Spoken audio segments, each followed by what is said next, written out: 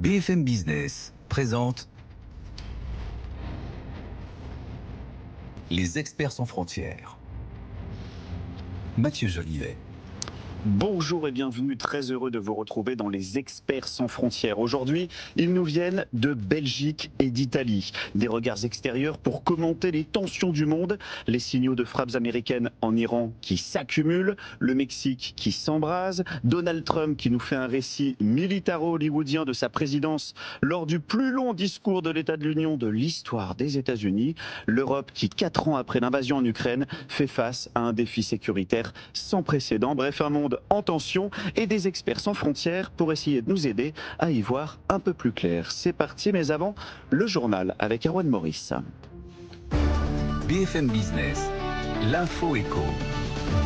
Bonsoir Erwan. Bonsoir Mathieu. L'accord avec le Mercosur va finalement entrer en vigueur de façon provisoire. Et ce, en dépit de fortes réserves exprimées par la France. Les eurodéputés ont récemment suspendu cet accord et saisi la Cour de justice de l'Union européenne pour vérifier qu'il est bien conforme au traité. Et la ministre de l'Agriculture regrette la décision prise par Ursula von der Leyen. Les syndicats agricoles français parlent d'un déni de démocratie. À l'inverse, l'Espagne et l'Allemagne, favorables au traité, soutiennent cette décision. L'Iran pourra-t-il éviter une confrontation militaire? Téhéran se dit confiant à l'issue de discussions avec les États-Unis. Hier à Genève, de nouveau pourparlers avec Washington doivent intervenir la semaine prochaine. Les médiateurs parlent de progrès significatifs. Pourtant, signe que la tension est toujours très forte. Pékin déconseille ce soir à ses ressortissants de se rendre en Iran et appelle ceux qui seraient à évacuer dès que possible. Le Royaume-Uni rappelle son personnel diplomatique. En Israël, l'ambassade américaine appelle aussi ses ressortissants à envisager de quitter le pays. Les données administratives de 50 millions de Français ont bien été piratées. Confirmation du ministère de la Santé. C'est le bilan d'une cyberattaque qui remonte au mois d'octobre et qui a visé la société Cegedim Santé qui fournit des logiciels médicaux. Selon une enquête de France 2, des informations sur des dirigeants politiques de premier plan ont notamment été volées. L'attaque a été revendiquée par un hacker dont l'identité reste inconnue. Le gouvernement appelle le fournisseur de logiciels à apporter des garanties pour éviter toute nouvelle fuite de données. On n'arrête plus OpenAI, la maison mère de ChatGPT fait une nouvelle levée de fonds record, 110 milliards de dollars, 50 milliards auprès d'Amazon, le reste auprès d'NVIDIA et de SoftBank. Cet investissement porte sa valorisation prémonétaire à 730 milliards de dollars. Et puis Netflix décolle à Wall Street, la plateforme abandonne le rachat de Warner Bros., laissant le champ libre à Paramount qui fait une offre à plus de 110 milliards de dollars. La bourse de New York salue ce désistement. Le titre Netflix bondit de 10%, 18h01, les marchés. Avec vous, Antoine Larigauderie, bonsoir. Bonsoir. Le CAC 40, Antoine, qui termine la semaine sur du rouge. Ben oui, pas de casquette ce soir. Non. On l'avait toute la semaine, on a battu des records historiques absolus sur le CAC 40. Là, on reprend un petit peu de souffle. Moins 0,47% à 8580. À noter des volumes d'échanges très très importants, peut-être même supérieurs à ceux de la dernière séance à sorcière où on éclusait les options sur indice.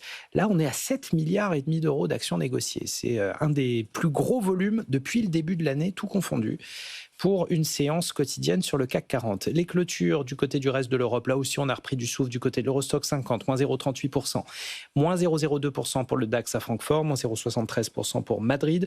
Les valeurs qui ont fait l'actualité sur le CAC 40, tout s'est joué finalement au fixing, où vraiment la tendance s'est calée. Pernod Ricard finit plus forte hausse à plus 2,87, 78,26. Stellantis poursuit son redressement après la parution de ses résultats, qui étaient vraiment pas fameux, mais le titre avait besoin de reprendre un certain souffle technique. Là, on gagne 2,2% à 6,94. Puis Euronext s'en sort bien aussi, 2,2% de hausse, 140 € à la baisse. Là aussi, ça s'est joué en toute fin de séance. Et ici, Luxottica qui a décalé d'un coup, moins 5,9% à 225,20 €. Engie a perdu 2% à 28,96 €, mais avec une très forte hausse hier, après ses résultats et l'annonce d'une très forte acquisition structurelle. Société Générale aussi a perdu 1,9% à 73,86 €. La plus forte hausse du SBF 120, elle est pour Nanobiotics, plus 12,4% à 28,50. On a l'Easy qui a signé la plus forte baisse, ça a été délicat, hein, moins 10,5% à 56 €. Les autres chiffres importants, le 10 ans américain sur le marché obligataire qui s'est vraiment calé sous les 4%, on est à 3,96. Le 10 ans français à 3,22. Il y a vraiment une pression à la baisse sur les taux longs en ce moment qu'on garde à l'œil, hein, parce que c'est un mouvement qui n'est pas forcément très, très attendu en ce moment. Et puis le pétrole qui reste sur sa hausse d'hier. Hein. On a un petit peu réduit la vapeur, mais on est au-dessus des 72 $ sur le Brent de mer du Nord, bien entendu, sur fond de tensions géopolitiques entre Iran et les États-Unis. Le CAC 40, moins 0,47, 8580, mais encore une fois, des volumes très, très importants à 7,5 milliards. Merci Antoine, justement, les tensions géopolitiques avec l'Iran et les États-Unis. On va en parler tout de suite, c'est dans Les Experts sans frontières. BFM Business présente Les Experts sans frontières. Mathieu Jolivet. Bienvenue si vous nous retrouvez dans Les Experts sans frontières. Ils sont autour de moi aujourd'hui, ils viennent de Belgique et d'Italie. À ma droite, j'ai le plaisir d'accueillir Alberto Toscano, qu'on connaît bien dans Les Experts sans frontières. Buonasera. Bonsoir Alberto, buonasera, politologue et journaliste essayiste italien.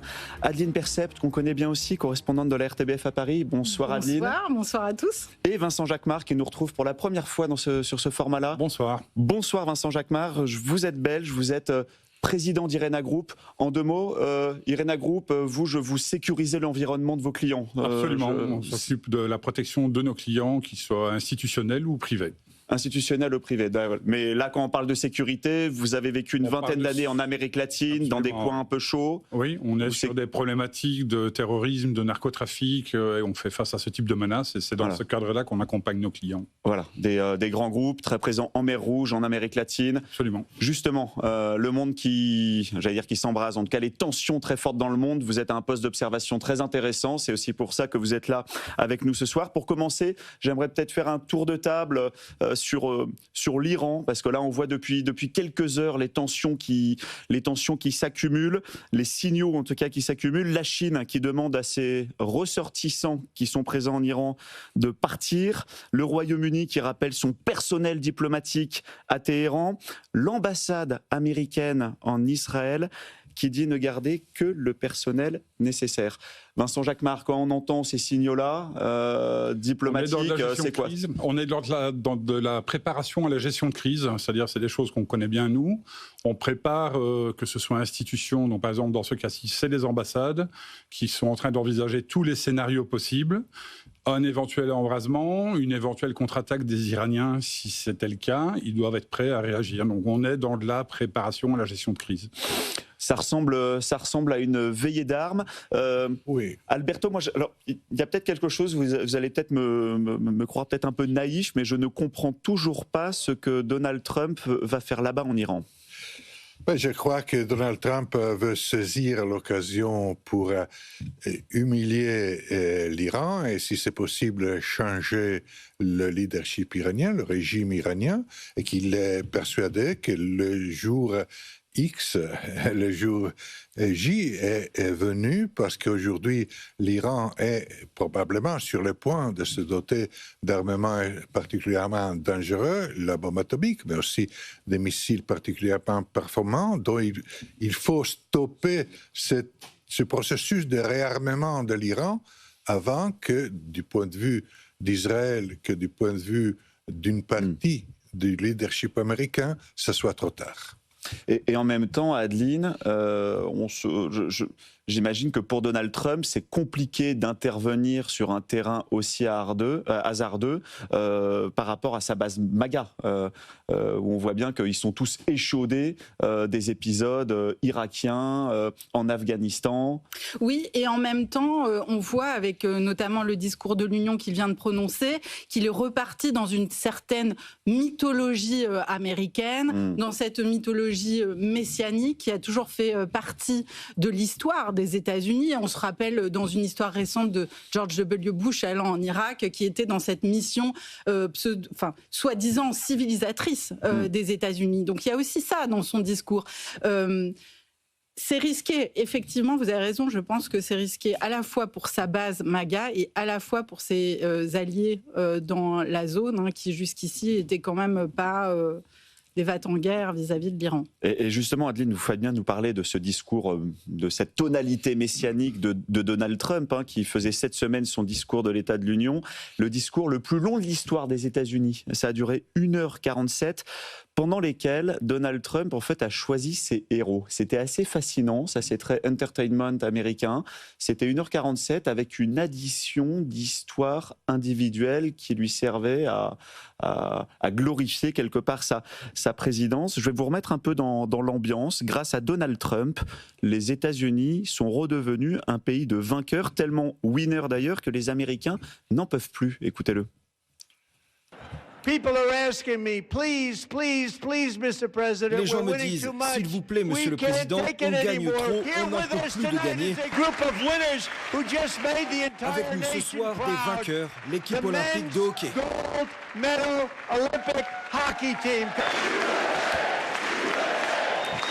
Vous entendez les applaudissements, USA. Justement, c'est exactement ce que vous nous dites là, Adeline. Fascinant.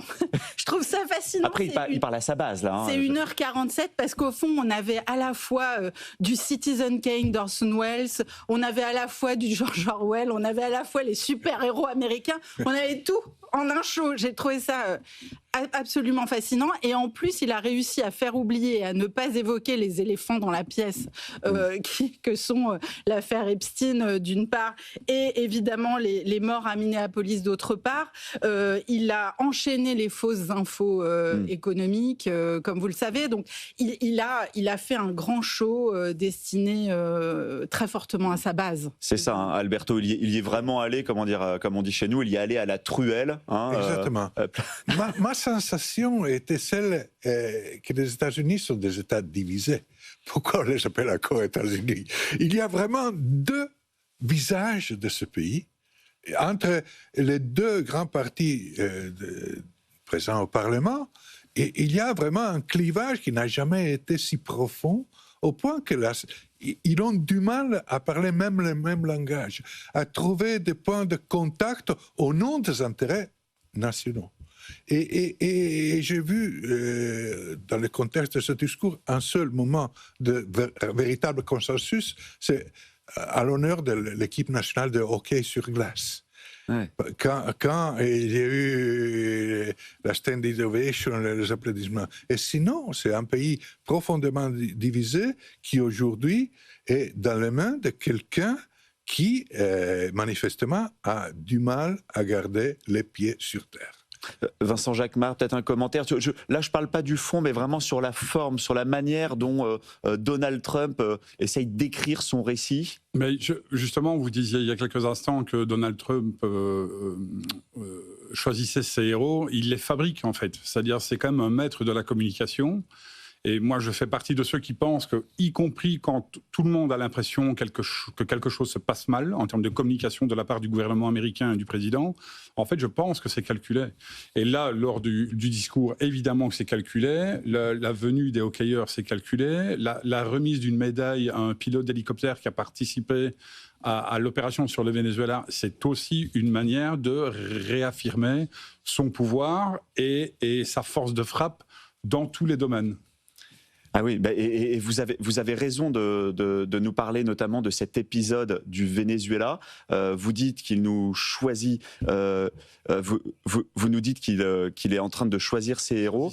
Oui. Et là, avec ce pilote vénézuélien, il a vraiment décrit de manière chirurgicale comment s'était passée l'intervention dans le palais, dans la résidence de Maduro. Oui, parce que l'opération est un grand succès, parce que l'opération a été rondement menée et a été d'une précision exemplaire, ça il faut le reconnaître. Ça aurait pu très mal tourner, ça n'a pas été le cas. Donc à partir du moment où la prise de risque, parce que c'est une grande prise de risque, l'opération au Venezuela, la prise de risque a payé, donc il l'utilise et il exploite du mieux qu'il peut. Et ça, il le fera toujours. Comment est-ce que vous avez vécu cette séquence justement de Maduro? Je dis ça, je rappelle à nos auditeurs téléspectateurs, vous présidez une entreprise de sécurité, vous avez vécu longtemps au Venezuela, oui. Vous connaissez très bien la société vénézuélienne, oui. Son organisation. Est-ce que c'était quelque chose qui était attendu, qu'attendait la société vénézuélienne et Alors, ces deux sujets. D'abord, personne ne s'y attendait, c'est-à-dire si on parle ponctuellement du jour de l'opération et du type d'opération qui a été menée, personne n'imaginait que quelqu'un allait, et même les États-Unis, que quelqu'un allait oser mener ce type d'opération. C'était vraiment un très haut risque. Ça s'est bien passé. C'était pas de la chance ou que de la chance. Il y a du personnel qui est préparé pour ce type d'opération, mais c'était clairement jouer avec le feu. La population, je crois qu'on peut le voir d'ailleurs avec les semaines maintenant qui passent et la posture du pouvoir en place au Venezuela. La population, elle est contente. Ils se sont un peu demandé, à mon avis, à un moment donné, s'ils n'allaient pas être envahis par les Américains, si les Marines américains, comme ils le disent, n'allaient pas débarquer sur les plages vénézuéliennes. C'est pas du tout l'idée, là, aujourd'hui. On n'est pas dans cette dynamique-là du tout. Mais, par contre, il y a des vrais changements localement. Il y a une quantité de libération de prisonniers dits politiques qui arrive enfin, alors que ça fait des années et des années qu'ils croupissent dans les geôles du régime. Il y a eu un assouplissement des relations à l'international, il y a évidemment l'ouverture du marché sur le marché du pétrole, et il y a la mise en place de relations bilatérales et internationales avec des gens auxquels il faut quand même se rappeler que les Vénézuéliens ne parlaient plus. Avec les Américains, c'était très compliqué. Ouais, c'est ça, donc il y a une reprise du dialogue. Je vous fais écouter quand même ce passage quand on dit qu'il choisit ou fabrique ses héros. Il nous parle de ce pilote d'hélicoptère, Donald Trump, qui s'appelle Eric. Écoutez-le.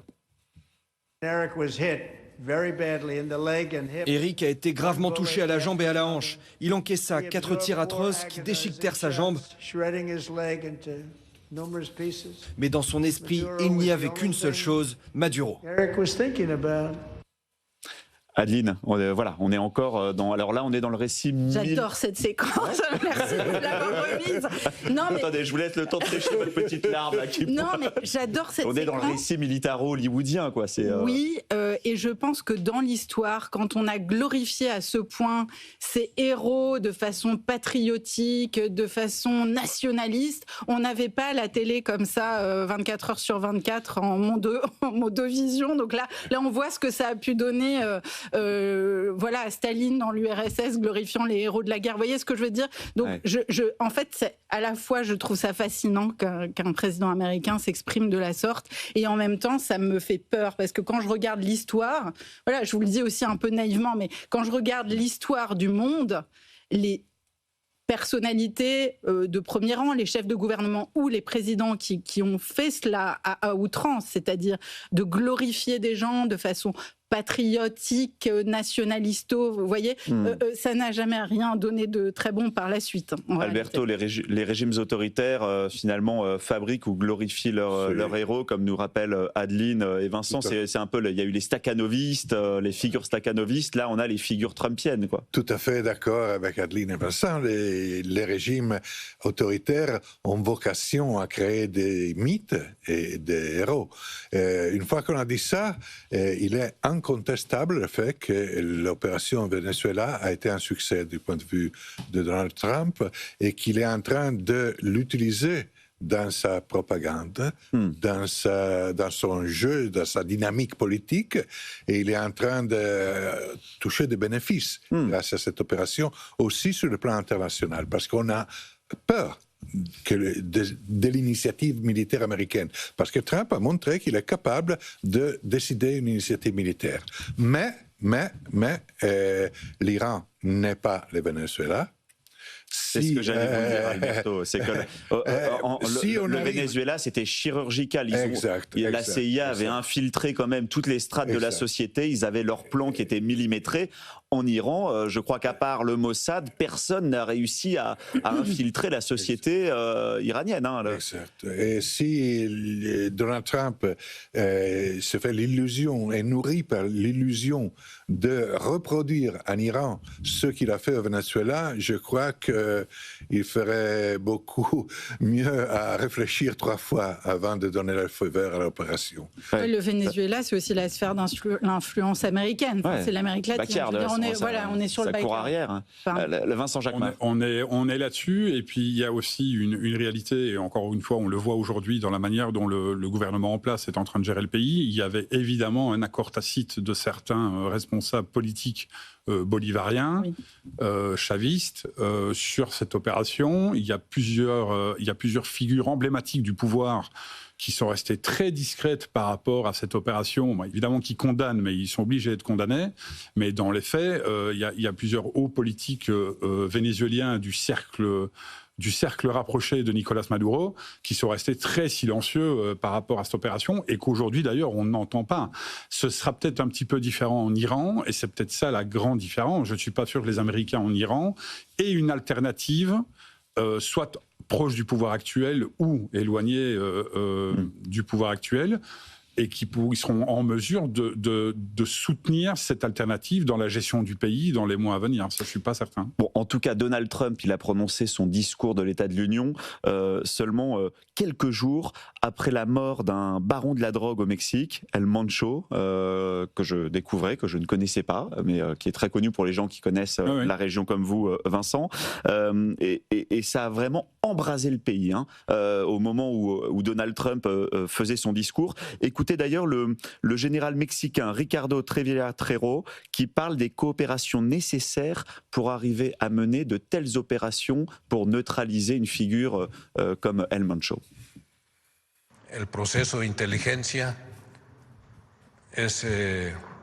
Les processus de renseignement sont très compliqués, cela demande beaucoup de temps, cela nécessite de rassembler beaucoup d'informations, de data, d'indices provenant de sources au niveau national et international.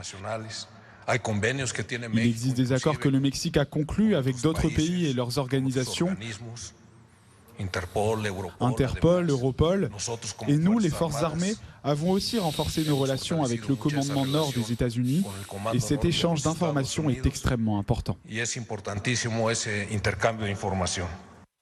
Vincent Jacquemart, vous qui êtes un spécialiste de la sécurité, notamment autour de ces questions du narcotrafic, vous avez vécu un certain temps aussi au Mexique, vous connaissez bien ces réseaux-là. Quand le général nous dit ça, est-ce que derrière, il aurait réussi à mener une telle opération sans l'aide américaine? Il y a deux aspects. Alors la réponse est probablement non, pour deux raisons. D'abord, il n'y a peut-être pas au départ la volonté de la part des Mexicains. Faut comprendre que le Mexique aujourd'hui est gangréné par le narcotrafic, que le narcotrafic s'est infiltré à tous les niveaux de pouvoir, que ce soit localement ou nationalement. Donc c'est très compliqué aujourd'hui d'être un politicien au Mexique et d'arriver à mettre en place des politiques publiques de développement, de sécurité pour le peuple mexicain. Cela étant dit, ils doivent donc cohabiter avec des narcos. Donc il y a toujours ce doute, et on a assisté à des opérations importantes ces dernières années, soi-disant pour procéder à l'arrestation de certains narcos, qu'il finalement annulait, voire parfois il libérait le narco arrêté, par peur des conséquences que ça pouvait avoir sur la population locale. Donc ce qui s'est passé ici, probablement, c'est que Donald Trump, une fois encore, a mis la pression sur le Mexique, et ça il le fait depuis plus d'1 an, en disant aux Mexicains, vague d'immigration, vous devez stopper ça à la frontière, on ne veut plus qu'ils rentrent chez nous. Et en plus, ils ont un vrai problème avec le fentanyl. C'est ce que j'allais dire. Il y a l'argument du fentanyl qui est pour le coup un argument qui a été ressorti pour le Venezuela aussi, où là, c'est plus qu'une question de santé publique, c'est une question de sécurité nationale. Absolument. Et le fentanyl, aujourd'hui, on sait que le cartel de Jalisco Nueva Generación, donc qui est le cartel auquel appartenait El Mencho, est le cartel qui avait le plus gros volume d'exportation de fentanyl vers les États-Unis. Donc c'est ça qui se passe. Et après, vous avez l'aspect de renseignement et de moyens de renseignement, notamment de technologie, où grâce à la technologie, c'est les Américains qui appuient aujourd'hui les Mexicains et qui ont permis notamment la localisation de El Mencho. Adeline Percept, là encore, pour revenir aussi sur Donald Trump et sa base, on voit que sur tout le narratif qu'il a autour du fentanyl, ça, c'est quelque chose, je veux dire, être le shérif de sa base arrière d'Amérique latine pour protéger les Américains du narcotrafic, ça, c'est un truc qui parle politiquement. Oui, ça parle politiquement, mais en même temps, alors, en ce qui concerne le fentanyl, je ne sais pas s'il donne beaucoup de chiffres, etc., mais sur l'immigration, par exemple, c'est son grand porte-drapeau, l'immigration irrégulière. Il dit beaucoup de fausses informations, Donald Trump. C'est-à-dire qu'il agite la menace de l'immigration irrégulière, mais si on regarde entre octobre 2024 et 2025, on est à 440 000 passages irréguliers. C'était 5 fois plus dans l'année écoulée. C'est-à-dire qu'en fait, sous Biden déjà, l'immigration irrégulière s'est considérablement tassée. Ouais. Le gouvernement mexicain, malgré les tensions qu'il peut y avoir politiques entre les deux États, le gouvernement mexicain fait quand même le job. Depuis des années, depuis le début des années 2000, il contrôle réellement beaucoup aussi. Ils font une sorte de tampon entre le reste de l'Amérique latine et les États-Unis. Donc, je vous donne la parole juste après, mais justement Alberto, parce que sur l'immigration, vous faites bien de m'en parler, comme on est dans la fabrique des héros de Donald Trump pour comprendre un peu ce qu'il essaye de dire ou la manière dont il dit les choses. J'aimerais que vous l'écoutiez parce que là, il a choisi sa petite héroïne sur l'immigration. Elle s'appelle Delilah. Elle n'a que 5 ans et elle a vécu un drame. Écoutez-le. Delilah Coleman n'avait que 5 ans lorsqu'un semi-remorque à 18 roues a percuté sa voiture à l'arrêt à 100 km/h ou plus. Le conducteur était un étranger en situation irrégulière admis par Joe Biden. Elle est là ce soir avec son père Marcus. Delilah, tu es une source d'inspiration. Voilà Alberto, cette petite Delilah qui devient porte-drapeau du récit du durcissement de sa politique migratoire finalement. Notre mythe à la cour de Donald Trump. Non, je suis d'accord avec Adine quand elle dit que l'immigration irrégulière avait déjà baissé à l'époque de Biden. Mais je remarque que Biden avait dit au début qu'il aurait démantelé le système de contrôle à la frontière mexicaine qui avait été créé par la première présidence Trump, et ensuite, il a gardé ce même système.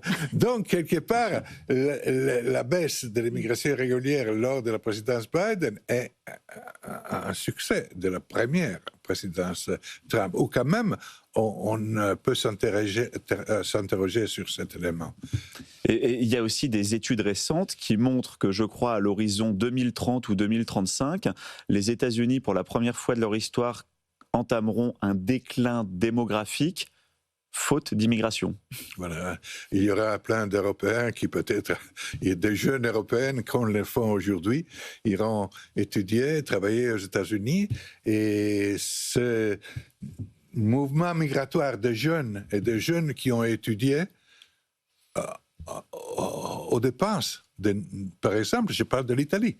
L'Italie est un pays d'émigration de jeunes avec des compétences, qui étudient à l'école italienne et ensuite ont du mal à trouver un travail en Italie. Ils vont en Allemagne, en France, en Grande-Bretagne et aux États-Unis. Et quand vous parlez de la future immigration en Amérique, moi, je pense d'une immigration en Amérique qui pourrait coûter cher à nous, sociétés européennes, qui faisons étudier nos jeunes et qui ensuite nous perdons des compétences à l'avantage des Américains. Une question peut-être sur votre business rapidement, mais comme vous sécurisez l'environnement de vos clients privés et institutionnels et que vous êtes très présent en Amérique latine, est-ce que depuis que Donald Trump est arrivé au pouvoir, vous avez encore plus de travail ou... On a plus de travail dans le sens où, d'abord, il y a un changement de la politique extérieure américaine en termes de sécurité, c'est-à-dire que les agences de renseignement américaines sont beaucoup plus actives, notamment en Amérique latine. Ça, c'est flagrant, notamment sur dans le domaine maritime. Ça, c'est flagrant. Il y a un vrai changement. Ouais. Et sur le Mexique particulièrement, l'immigration, comme vous le disiez tout à l'heure, le Mexique sert de zone tampon pour les États-Unis, c'est-à-dire l'immigration qui vient de l'Amérique centrale et l'Amérique du Sud à travers, et qui termine donc au Guatemala et traverse la frontière donc dans le sud du Mexique. Les Mexicains aujourd'hui doivent mettre en place des mesures de protection parce que c'est beaucoup de monde qui part ensuite dans la nature, et effectivement tout ce business de transport des immigrants et des clandestins est récupéré par les cartels de la drogue, parce qu'ils servent de mules, parce qu'ils servent de monnaie d'échange, parce que, bon, pour toute une série de raisons. Il y a aussi du pétrole vénézuélien qui avait l'habitude de partir des côtes péruviennes, je crois, pour aller vers la Chine notamment et traverser. Absolument, oui, l'Asie, c'est très important. Voilà. Hein, c'est-à-dire que l'ouverture sur l'Asie, on est de l'autre côté, c'est-à-dire c'est le Pacifique et mais j'imagine qu'avec l'arrivée de Donald Trump, par exemple, les grands hubs portuaires qui sont très récents, notamment au Pérou, vont peut-être devoir revoir leur fonctionnement ou leur. Vous avez des projets au Chili, au Pérou, vous avez des projets en Équateur, en Colombie, vous avez de nouveaux ports qui apparaissent parce que les connexions et les échanges augmentent très clairement. Ouais. Augmentent et surtout, vous avez des routes qui se redessinent. Oui. À mesure des politiques de Donald Trump, absolument. Chacun se replie et redessine ses routes. Absolument, absolument. Passionnant.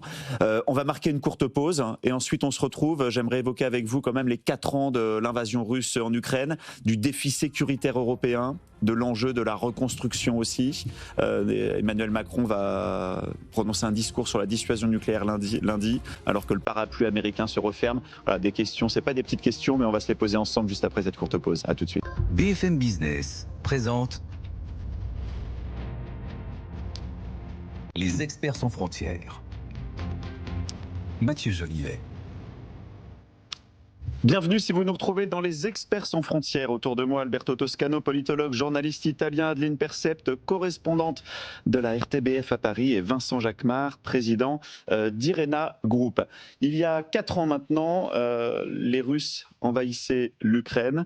4 ans après cette invasion, Volodymyr Zelensky était en visio. Il s'adressait au Parlement européen cette semaine. Il demande à l'Europe de s'accorder sur une aide de 90 milliards. Écoutez-le. Maintenant, une décision importante est sur la table, 90 milliards d'euros d'aide à l'Ukraine sur 2 ans. Il s'agit d'une véritable garantie financière pour notre sécurité et notre résilience. Et elle doit être mise en œuvre. Je remercie tous ceux qui travaillent à sa réalisation. Merci à vous tous. Adeline, 4 ans après, l'aide à l'Ukraine, j'ai l'impression que c'est une histoire sans fin et un puits sans fond. Oui, c'est une histoire sans fin parce qu'à chaque fois qu'on fait des bilans, et on le voit encore avec ce qui s'est passé cette semaine sur le bilan, on dit qu'on en est à 500 milliards de dollars pour tenter de reconstruire. À chaque fois qu'on fait des bilans, 6 mois plus tard, le bilan a complètement évolué parce qu'en réalité, vous voyez, là déjà au mois de janvier, le bilan qu'on a établi lundi, il est obsolète parce qu'au mois de janvier, beaucoup de routes, de lignes de transport ont été encore détruites de structures énergétiques détruites aussi. Donc c'est un puits sans fin. Et on voit aussi des drones qui ont des capacités de projection de plus en plus lointaines, avec des précisions assez redoutables quand ils étaient connectés à Starlink. Alors là, on peut avoir des infrastructures très loin dans les territoires qui peuvent se faire même si la Russie n'a que 20% du pays en termes de territoire et n'avance que très peu ces dernières années au fond, la Russie a un pouvoir de nuisance qui est énorme vis-à-vis des infrastructures, vis-à-vis des entreprises, vis-à-vis des logements. Il y a des destructions chaque jour qui sont énormes. Donc, bien sûr que c'est le puits sans fond. Et tant que la Russie sera dans une position agressive, ce sera le puits sans fond, j'ai envie de dire. En fait, Vincent Jacquemart, la situation, c'est difficile de parler de reconstruction quand la situation est aussi instable. Vous êtes dans une guerre d'usure, c'est-à-dire que tout le monde pensait que ça allait aller très vite du côté russe, puis tout le monde s'est dit, bon, ce ne sera pas si facile que ça. Là, ça fait des années que les Ukrainiens tiennent. Vous êtes typiquement dans une guerre d'usure, ça coûte en hommes, ça coûte en matériel, ça coûte en argent, ça coûte beaucoup d'argent. En même temps, l'économie ukrainienne doit continuer à fonctionner. Ça veut dire qu'on parle de reconstruction parce qu'il y aura une reconstruction un jour. Je crois que c'est avéré aujourd'hui que les Russes n'arriveront pas à conquérir tout le territoire ukrainien. Donc il y a quand même un moment donné où tout ça, ça va devoir se redresser. Mais les défis, ils sont quand même immédiats. Moi, je suis toujours surpris des appels à l'aide là, de Zelensky, par exemple, il est assez clair, il donne des chiffres, enfin, il est en flux tendu, il doit continuer son effort de guerre et de résistance contre les Russes. Tout le monde dit que les Russes et l'économie russe est en train de souffrir. Oui, certainement, mais il continue quand même. Donc c'est pas fini, c'est long. Et comment se porte aujourd'hui, parce qu'on sent qu'il y a tout un écosystème autour de la reconstruction en Ukraine, et on voit que les Américains se sont aussi positionnés. Il y a des accords qui ont été signés pour, notamment autour de mines de lithium en juillet dernier. Oui. Il y a une perspective de reconstruction, mais tant que la guerre sera là, il n'y aura pas de véritable reconstruction, c'est évident. Donc il est, je crois, inutile d'imaginer ce que les différents pays les différentes économies occidentales pourraient gagner suite à la reconstruction. Aujourd'hui, on est devant une guerre, un tunnel sans fin. On ne voit pas la sortie. Et pourtant, la sortie est là.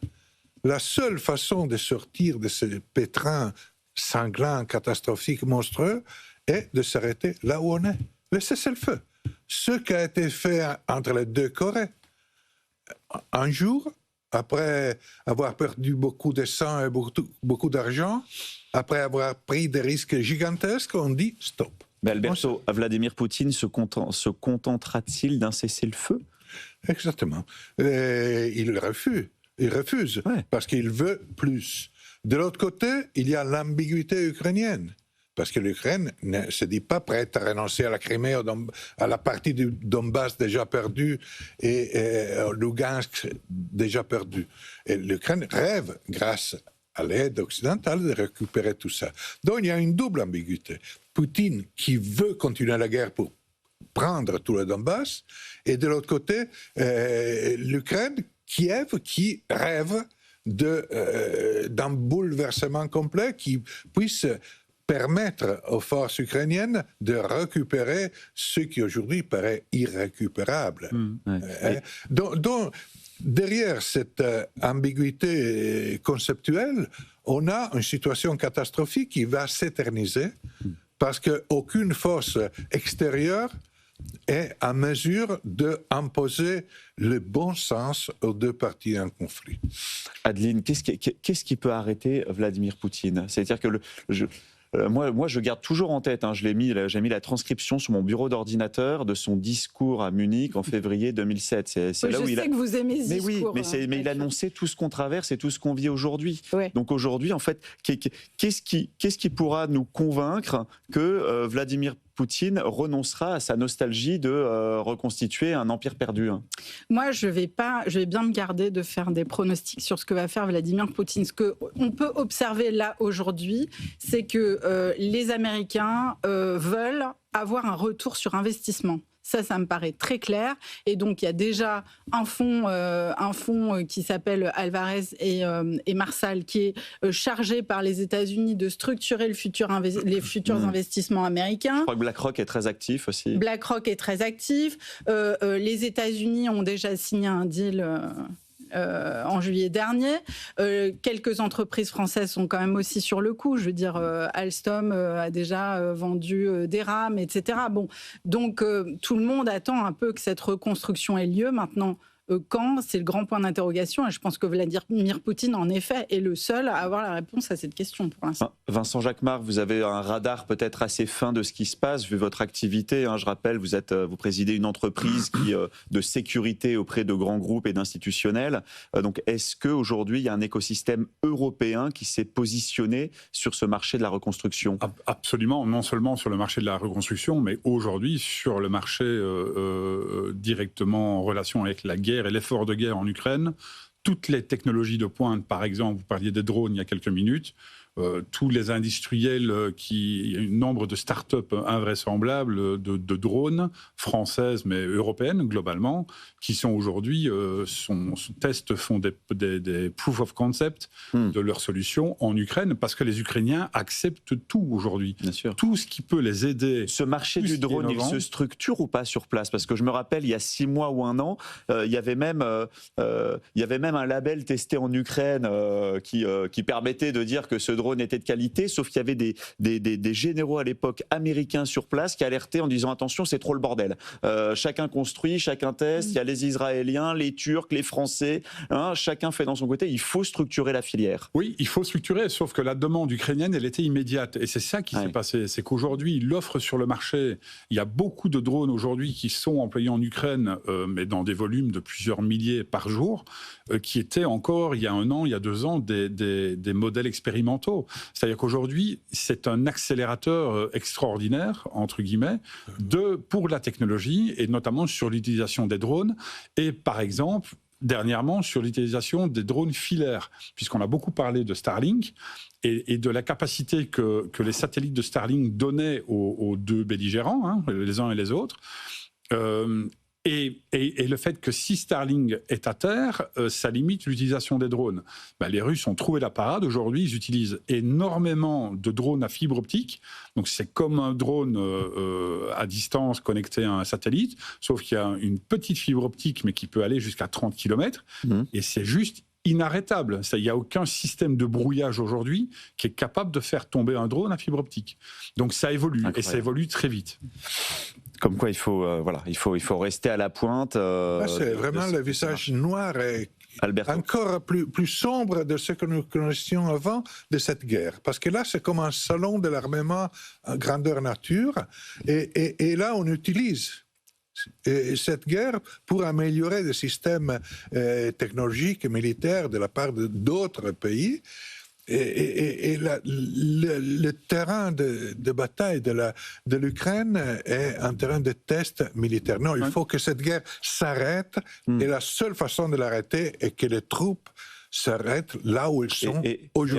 Et en même temps, c'est aussi une réalité que vous décrivez, qui est que l'Ukraine est devenue un nouveau laboratoire qui vient percuter toutes les doctrines militaires telles qu'on les connaît depuis la révolution industrielle.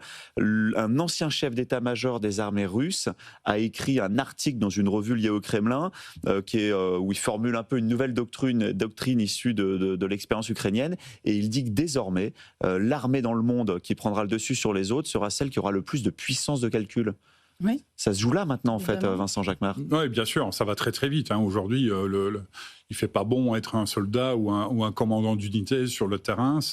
Vous êtes complètement transparent. Vous êtes totalement transparent. Vous êtes repéré et vous ne le savez pas. C'est ça. C'est-à-dire une espèce de tension permanente où vous n'avez aucune idée de ce qui va vous Le fantassin traditionnel est devenu de la chair à drone. Très compliqué. Très compliqué. En tout cas, 4 ans après l'invasion russe en Ukraine, on voit bien que c'est un test peut-être comme jamais de la cohésion européenne. Vous en parliez un peu à travers les coopérations industrielles, on en reparlera d'ailleurs, mais j'aimerais vous faire écouter par rapport à cette cohésion européenne. Il y a des élections législatives assez importantes qui vont arriver au mois d'avril en Hongrie.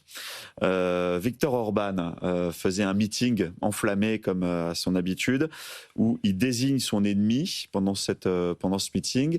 C'est pas son opposant qui s'appelle Mitterrand Magyar, son ennemi, c'est Bruxelles. Notre véritable adversaire, ça n'est pas l'opposition hongroise. C'est Bruxelles qui veut en Hongrie un gouvernement qui, le moment venu, enverra l'argent des Hongrois à l'Ukraine et enverra les soldats hongrois à la guerre. Bon, Adeline... Non, excusez-moi, je ris parce que dans une précédente... Là, je vous fais écouter peut-être le mouton noir de l'Europe. Dans une précédente vie, j'étais correspondante en Allemagne entre 2014 et 2017, et j'ai beaucoup sillonné les pays de l'Est de l'Europe, et notamment, je suis souvent allée en Hongrie. Évidemment, Orban avait déjà le même discours. Enfin, je veux dire, il n'y avait pas l'Ukraine, mais il faut se souvenir de qui est Viktor Orban. C'est quelqu'un qui agite tout le temps, son petit drapeau d'anti-Bruxelles. Il est sur ce créneau-là depuis des années. C'est le seul qui est copain avec Poutine et avec Trump. Et tout en captant allègrement les fonds européens, et notamment pour faire des projets pharaoniques dans son propre village. Voilà. Donc, je veux dire, c'est un personnage qui est même tout droit sorti de l'URSS quasiment. Je veux dire, Viktor Orban, il n'a plus de crédibilité. Et en même temps, Alberto, vous qui êtes un Européen quand même dans l'âme, comment est-ce que dans cette période, est-ce que vous avez quand même, si vous vous projetez, est-ce que vous gardez quand même un peu d'optimisme pour voir une Europe qui finalement se coopère et se construit à vitesse grand V? Notre avenir est entre nos mains d'Européens, où nous sommes capables de renoncer à quelque chose pour le bien commun, pour avoir une véritable solidarité européenne, et nous sommes capables de renoncer aussi à certaines prérogatives nationales pour permettre une gouvernance européenne. Parce qu'il faut une gouvernance européenne. Sinon, n'importe quel Orban va tout bloquer, tout paralyser. Il faut que le vote à majorité soit étendu sur d'autres sujets. Et donc, notre avenir est entre nos mains. Les Européens sont capables de choisir entre la division entre eux et donc la faiblesse commune, collective, ou renoncer à quelque chose au nom de leur unité future. Je suis européiste encore aujourd'hui, mais c'est difficile de l'être. Hein. Jour après jour, ça devient de plus difficile. De plus en plus difficile. C'est difficile de se projeter. Vous parliez à travers les drones, Vincent Jacquemart, de coopération industrielle. Il y a un exemple aussi qui rejoint un peu l'Europe qui a du mal à se construire ou à se parler. C'est le projet du SCAF, d'avion du futur. C'est un projet, ça fait 10 ans qu'on plonge dessus maintenant, mais j'aimerais vous faire écouter le chancelier Merz qui s'exprimait récemment et il n'en veut pas. Les Français ont besoin, pour la prochaine génération, d'un avion capable d'emporter l'arme nucléaire et d'opérer depuis un porte-avions. Actuellement, la Bundeswehr n'a pas ce besoin. Nous divergeons donc déjà dans les spécifications et les profils d'exigence. La question devient alors: avons-nous la force et la volonté de construire 2 avions pour 2 besoins différents ou un seul? La France veut n'en construire qu'un seul, aligné sur ses propres besoins. Mais ce n'est pas ce dont nous avons besoin. Ce n'est donc pas un conflit politique, c'est un vrai problème d'exigence opérationnelle. Si nous ne résolvons pas cela, nous ne pourrons pas poursuivre le projet. Mais ce n'est pas une rupture franco-allemande, c'est simplement la conséquence d'exigences différentes. Très intéressant ce que nous dit le chancelier Merz. Vincent Jacquemart, vous, quelle est votre lecture? Parce que moi, je n'arrive pas à savoir s'il faut le prendre au mot et où ce serait effectivement du pragmatisme opérationnel. Ils n'ont pas la bombe, c'est un avion qui pourra transporter la bombe nucléaire.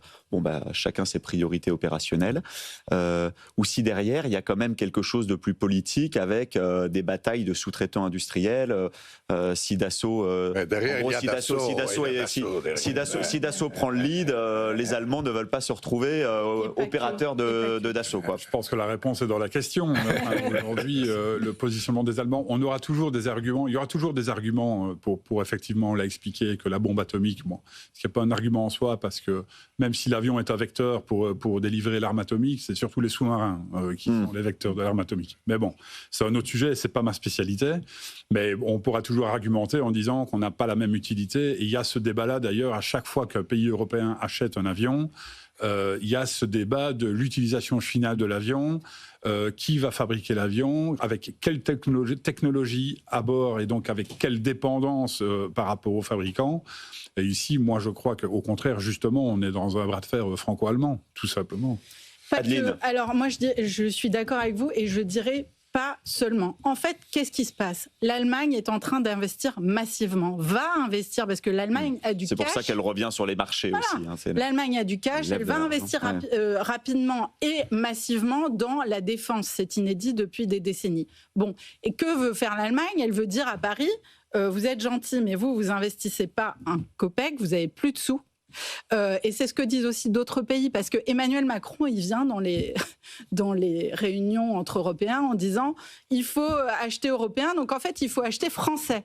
Et les autres pays disent, notamment des plus petits pays, par exemple la Belgique, au fond disent ok, mais si on achète français, est-ce qu'on est nous les sous-traitants des entreprises françaises? La Belgique est sous-traitante pour l'instant beaucoup des entreprises américaines, par exemple, qui fabriquent les F-35. Voyez. Donc, en réalité, il faudrait que la France quitte un peu ce rôle seulement diplomatique et dire voilà, mais il faut acheter chez nous. Et il faudrait peut-être que la France aussi conceptualise que quand on est quand on veut faire de la coopération européenne, c'est de la coopération avec tout le monde et pas seulement au bénéfice des entreprises françaises. Et en même temps, Alberto, j'ai l'impression qu'il y a un concept qui commence à être intégré en France aussi, qui est celui du best athlete au niveau de la coopération industrielle. C'est-à-dire que vous regardez en Europe, j'ai l'impression que ça marche. Alors, chez les avionneurs, non, mais chez les motoristes, on écoutait le patron de Safran, Gilles Andriès, qui s'exprimait il y a quelques jours et qui disait bah voilà, on a regardé avec mes camarades allemands et italiens qui était le meilleur sur tel segment. On s'est mis d'accord et chacun qui était meilleur prenait le lead. Les motoristes, j'ai l'impression, ont réussi à s'entendre. Sur les avions, non. Et sur les avions, je crois que Dassault tient énormément à avoir un rôle tellement important que les partenaires potentiels allemands a considéré cette situation ingérable. Ensuite, ça a été habillé par des discours du chancelier Merz sur la stratégie et tout ça. Mais je crois que le point clé est là sur le rôle central d'une entreprise ou d'un groupe d'entreprises. Une fois qu'on a dit ça, je me souviens de ce qui s'était passé en 85-86, quand il y a eu le débat sur l'avion du futur, et la France toute seule d'assaut, une fois de plus, a fait le Rafale, et l'Allemagne, l'Italie, la Grande-Bretagne et l'Espagne ont fait le Eurofighter Typhoon, qui a vendu et réalisé plus d'exemplaires que le Rafale. Aujourd'hui, il s'agit de 2 avions excellents qui sont présents sur les marchés internationaux. Pour l'avenir, on a déjà dans l'espace européen 3 projets. Le projet aujourd'hui franco-espagnol du SCAF, le projet suédois et le projet italien, britannique et japonais d'un avion concurrent, dont les pays européens se préparent à se faire concurrence entre eux une autre fois. Et ça, c'est vrai. Et l'Allemagne n'a pas encore décidé qu'elle fera. Mais comment est-ce qu'elle va se placer dans ce système compétitif? Mais quand même, cette Europe qui a besoin d'unité sur le terrain fondamental de l'industrie militaire est en train de se diviser. Et là, il faut tirer la sonnette d'alarme, sincèrement. Adeline, donc c'est le défi sécuritaire qui a peut-être jamais été aussi prégnant en Europe que ces derniers mois. Emmanuel Macron va prononcer un discours sur la dissuasion nucléaire. Ce sera lundi. C'est des discours qui sont extrêmement rares. En général, vous en avez un par mandat. Il le prononce au moment où on voit que le parapluie américain est en train de se refermer. Eux, ils se concentrent sur l'Indo-Pacifique. Vous savez, par exemple, comment est-ce qu'on en parle en Belgique, par exemple? Est-ce que l'idée de se ranger sous le parapluie français, c'est quelque chose qui paraît incongru? Il faut que ça reste dans le cadre de l'OTAN? Non, mais alors en Belgique, vous savez, il y a les armes nucléaires américaines. Oui. Ils sont là. Donc forcément, vous allez avoir des discours assez prudents. Mais on va regarder probablement avec beaucoup d'attention le discours d'Emmanuel Macron. Je pense que pour le coup, on ne peut pas lui reprocher un manque d'européanisme là-dessus. J'ai l'impression qu'Emmanuel Macron a envie qu'il y ait un partage, non pas du bouton, mais un partage quand même de cette dissuasion nucléaire. Et je pense que les Européens, dans leur grande majorité, vont essayer de répondre à cette idée de partage. Maintenant, la question qui va être posée, notamment par les Allemands, c'est celle des moyens.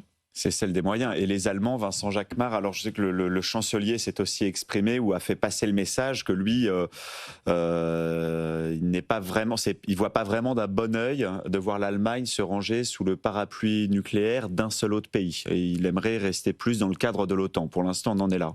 Oui, je pense qu'il aurait tort de dire le contraire. Aujourd'hui, c'est plutôt un positionnement prudent de sa part. Et ça lui permet de toute façon d'avoir les vannes complètement ouvertes avec les Américains et avec les Français. Donc il se positionne, en tout cas, il ne ferme aucune porte. Bon, en tout cas, la position de l'Italie est la même sur ce sujet. Bon, en tout cas, c'est un discours qu'on va suivre avec beaucoup d'intérêt lundi prochain sur BFM Business d'Emmanuel Macron sur la dissuasion nucléaire. Nous terminons comme chaque semaine les Experts sans frontières avec vos cartes blanches, des articles ou des livres, ou en tout cas des pièces de médias que vous avez choisis dans vos pays respectifs. Alberto, je commence avec vous.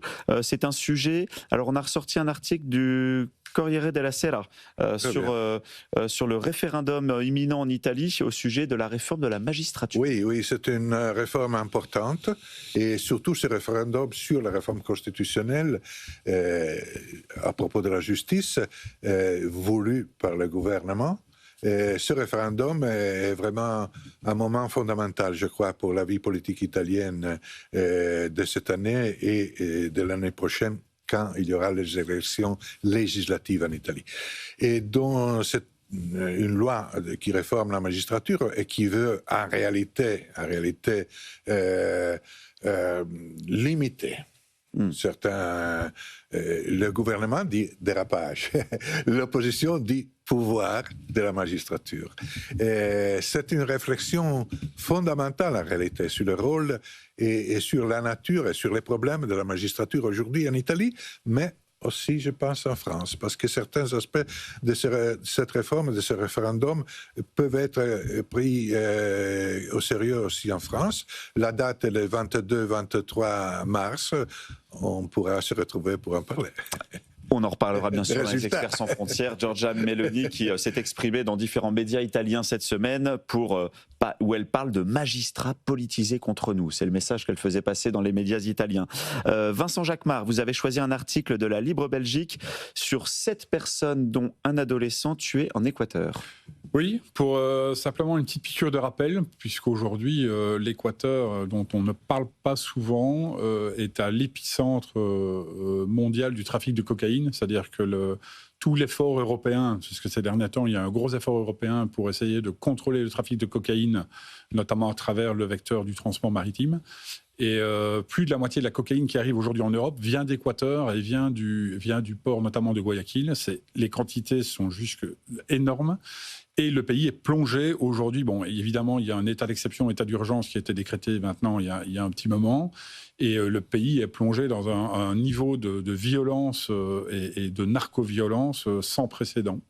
Un article à retrouver dans la Libre Belgique. On termine avec vous, Adeline Percept, un sujet de la RTBF. Oui. J'aime beaucoup. Non, mais la RTBF qui reprend... Est-ce qu'il faut supprimer les ministres inutiles à méditer? Allez-y. Voilà. En fait, c'est la RTBF qui reprend un débat quasiment philosophique de la presse flamande cette semaine sur parfois la nocivité de faire des économies, et notamment dans les services publics et notamment dans le transport en Flandre. Et donc, les éditorialistes, si vous voulez, disent quand on supprime un arrêt de bus dans un village, on fait en sorte que les gens reprennent leur voiture, au fond. Et on décrédibilise le service public de transport.